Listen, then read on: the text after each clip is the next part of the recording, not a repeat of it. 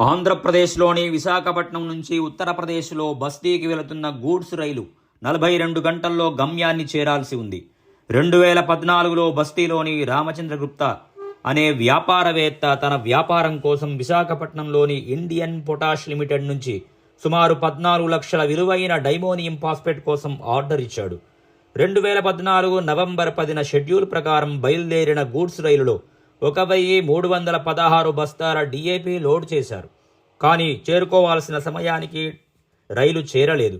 రామచంద్రగుప్తా ఇచ్చి ఉన్న అనేక ఫిర్యాదుల తర్వాత రైలు మార్గమధ్యంలో అదృశ్యమైనట్లు అధికారులు కనుగొన్నారు.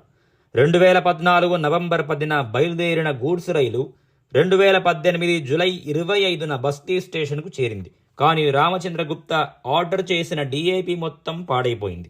అయితే ఇండియన్ రైల్వే చరిత్రలోనే ఇంత ఆలస్యంగా గమ్యాన్ని చేరుకున్న రైలు ఇది.